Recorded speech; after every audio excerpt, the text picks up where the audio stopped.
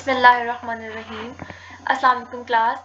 जो हमारा आज का टॉपिक है that is reasons for success of insects.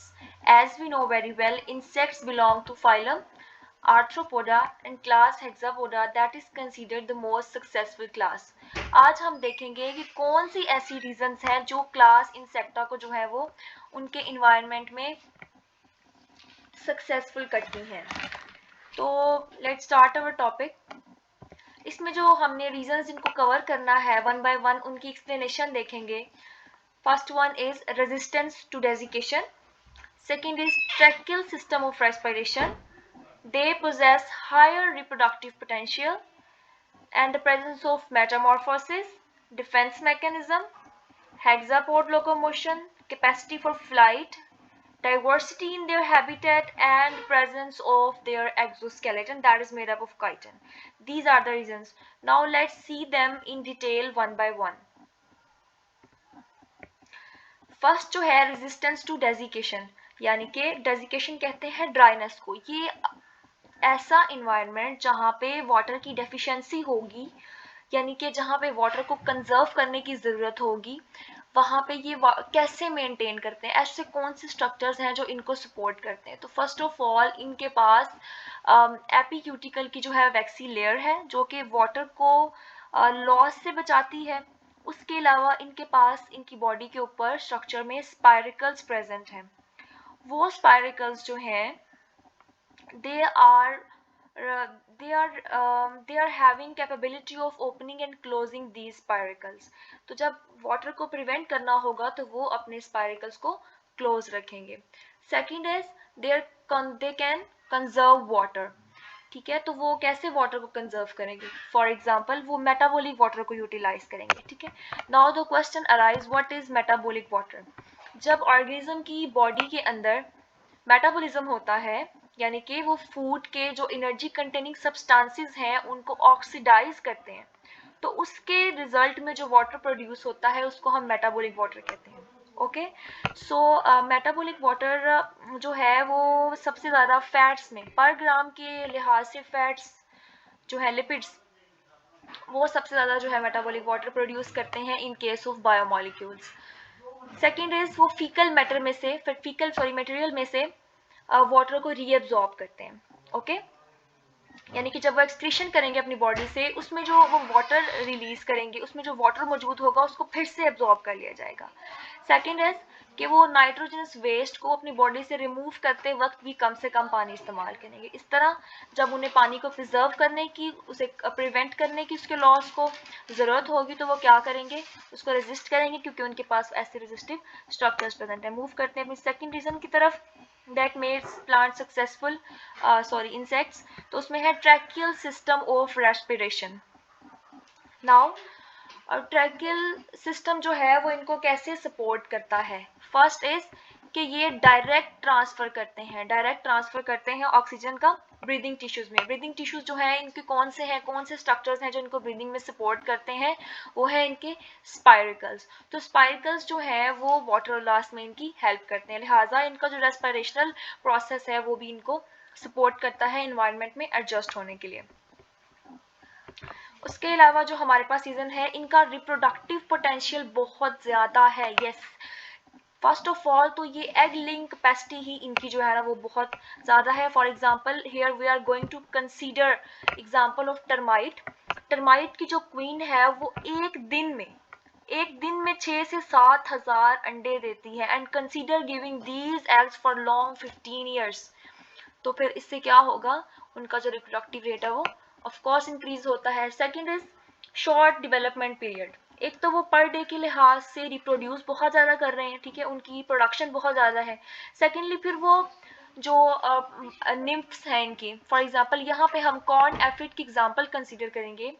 Corn aphid की जो फीमेल है वो 16 निम्फ प्रोड्यूस करेगी जो कि विद इन 16 डेज, ठीक है, 16 डेज के अंदर जो है वो एडल्ट में कन्वर्ट हो जाएगा। तो इस तरह उनका शॉर्ट पीरियड ऑफ डेवलपमेंट है और एग लेइंग कैपेसिटी भी बहुत ज़्यादा है।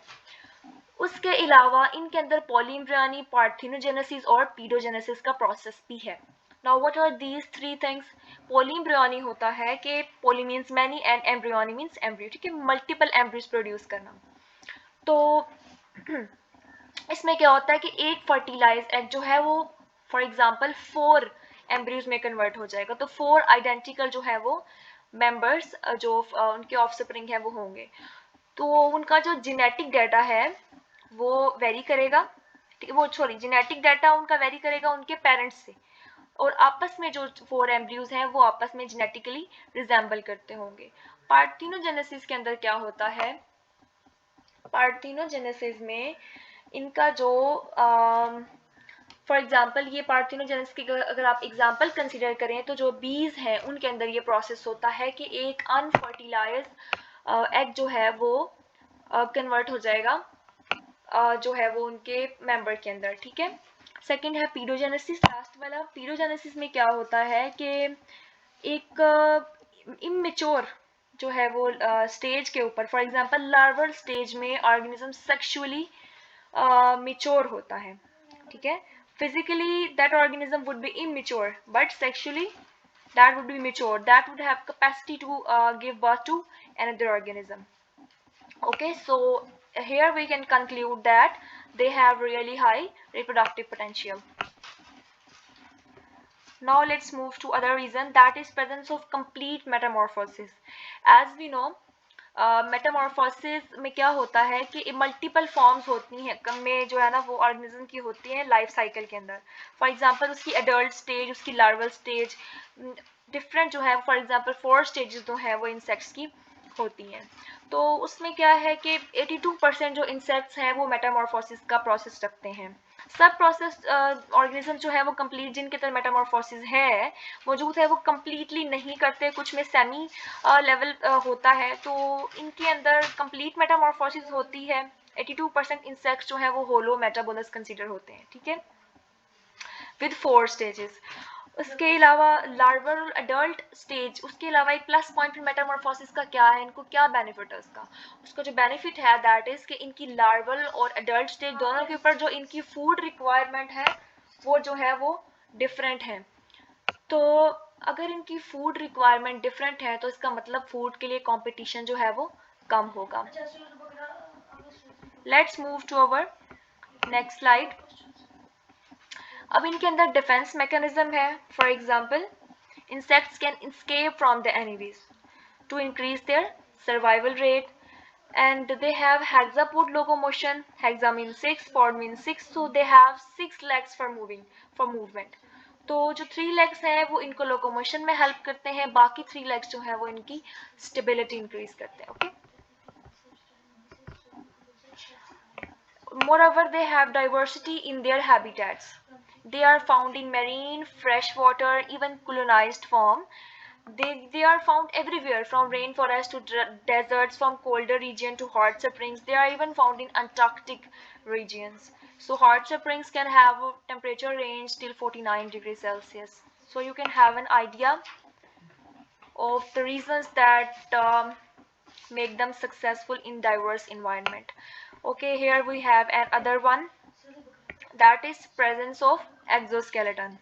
So insect body जो है वो कवर हो आउटर क्यूटिकल से कवर होती है, दैट इज एक्सोस्केलेटन। और ये जो एक्सोस्केलेटन है वो उनकी cuticular protein so called chitin से बना होता है। लाइट वेट है, स्ट्रेंथ देता है, रिजिबिलिटी फ्लेक्सिबिलिटी जो है वो इंसेक्ट की बॉडी को प्रोवाइड करता है। That is the last reason that make them successful in the diverse environment. So it was all about. If you have this topic, if you have any question, you can write in the comment section.